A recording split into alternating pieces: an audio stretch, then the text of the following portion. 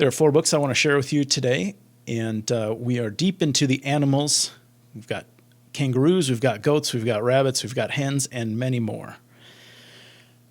Also get into plants and flowers and plenty of other things.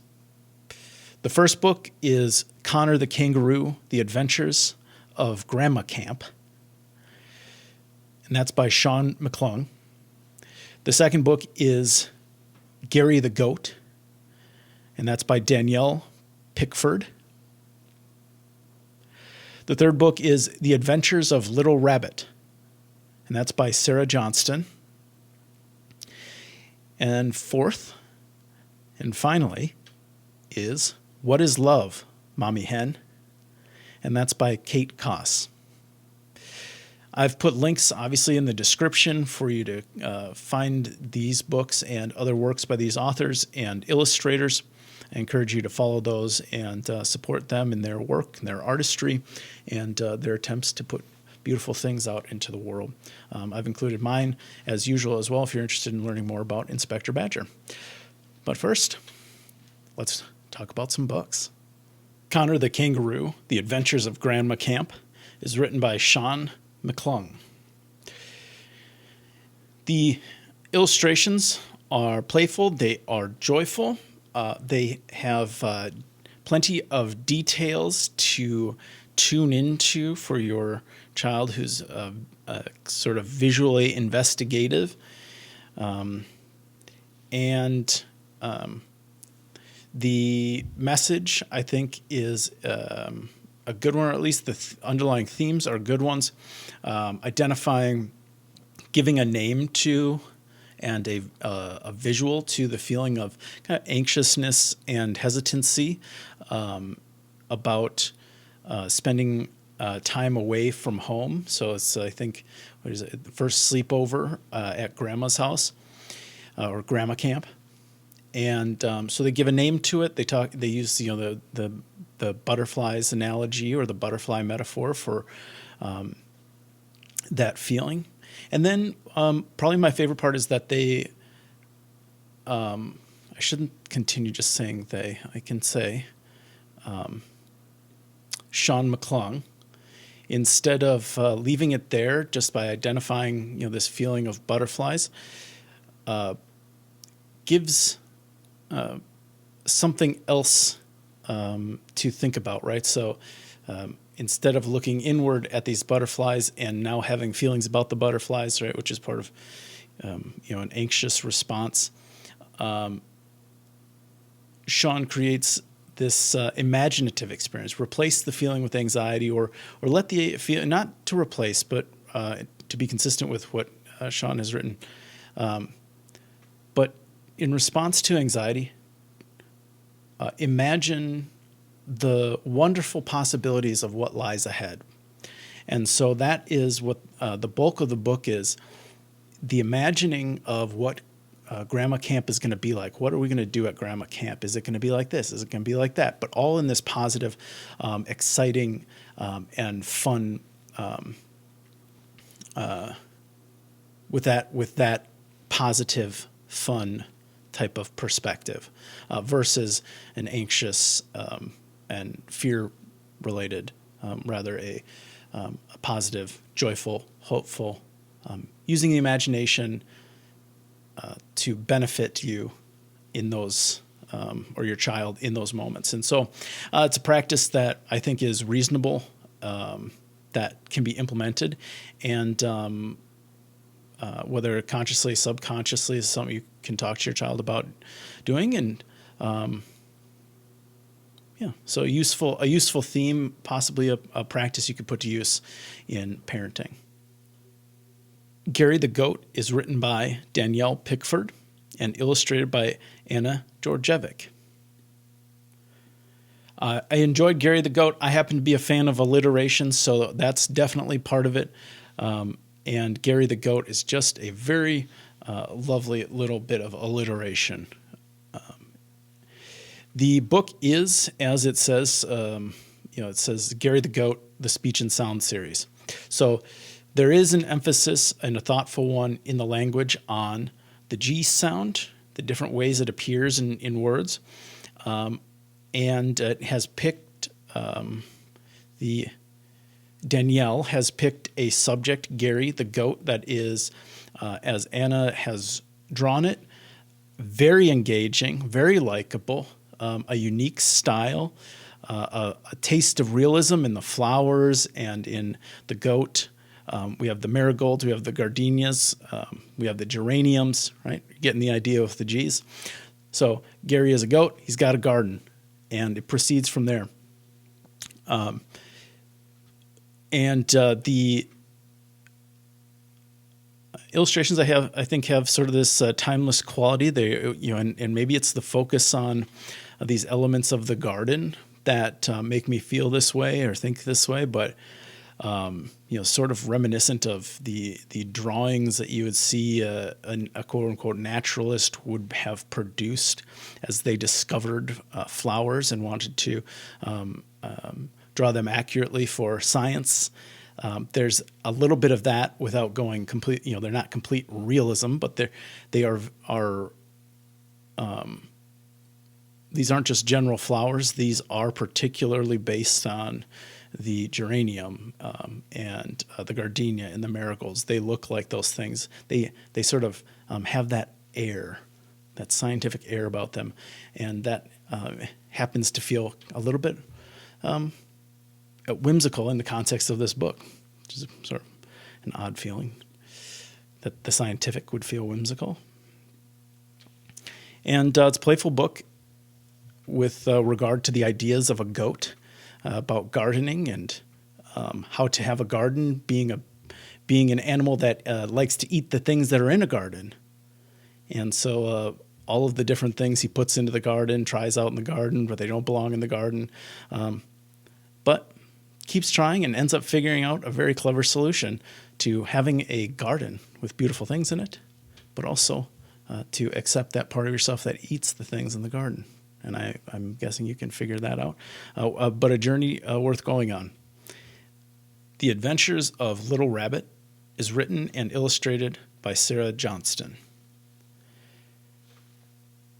The illustrations are the first thing that I want to talk about. And what I would like to say is that they are watercolor and they are skillfully done. They are...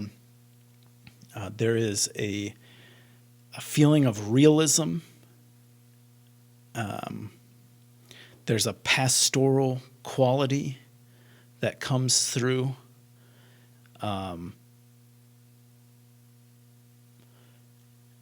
Perhaps it's the medium or the color choices, or probably it's all of the things about these watercolors that to me generate a feeling of comfort, of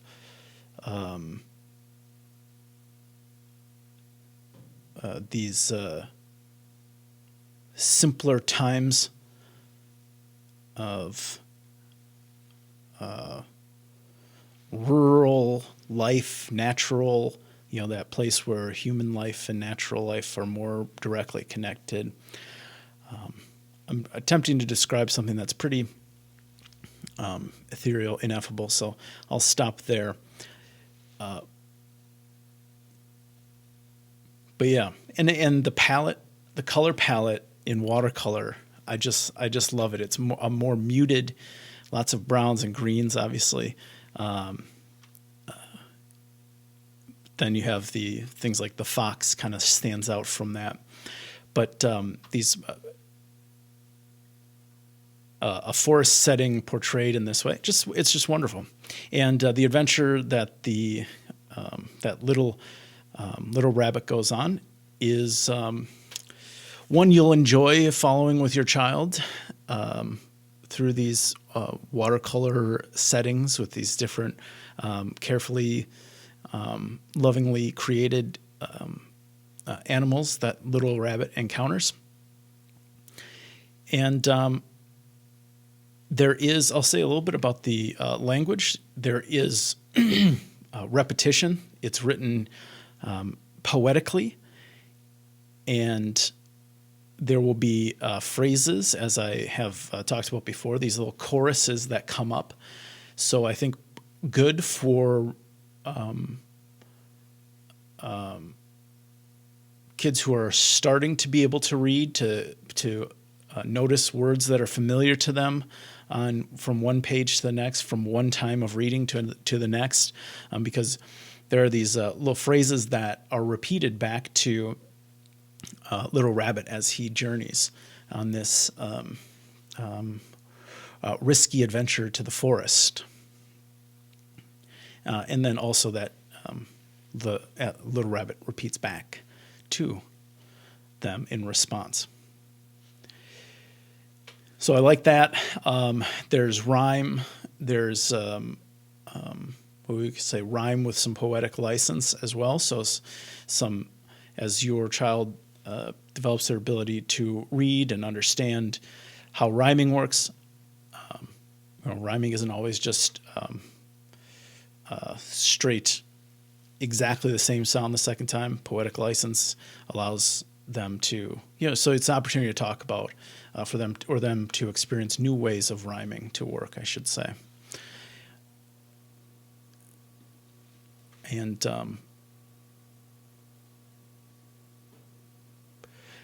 I like the consistent structure of the writing from setting to setting as the Little Rabbit progresses through their adventure. And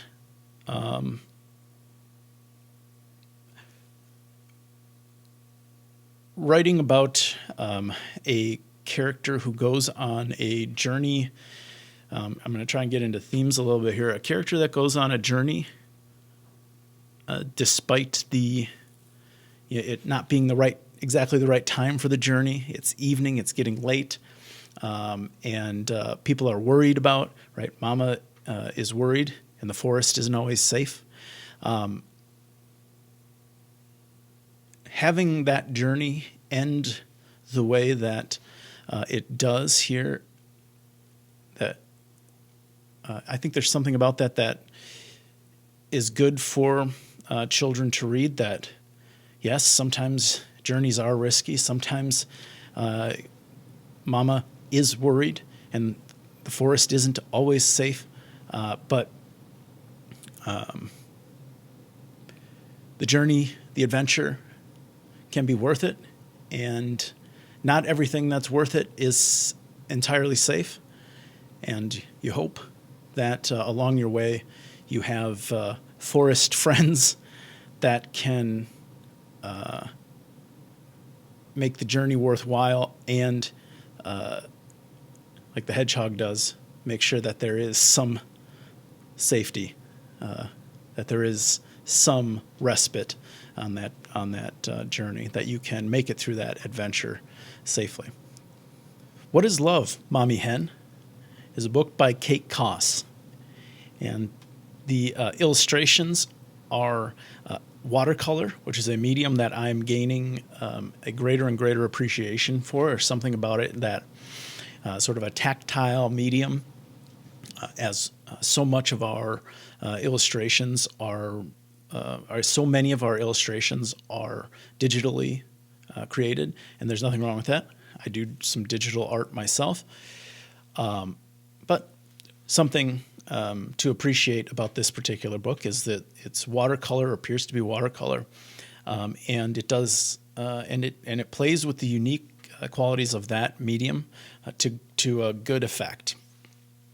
Some blending of the colors, the mostly primary colors, blue, yellow, and red, but then blended nicely to create depth for the characters and things like that. So appreciated the color choice, appreciated the simplicity simplicity of the art as a kind of a big subject is addressed, love.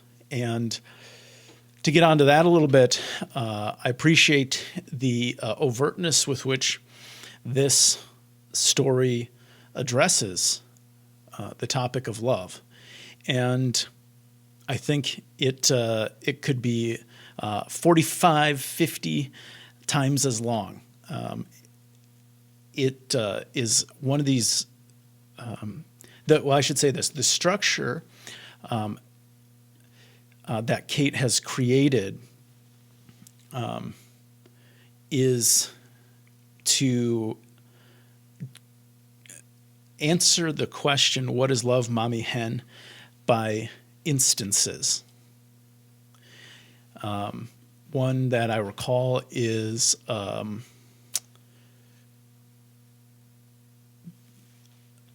teaching what is bad and what is good.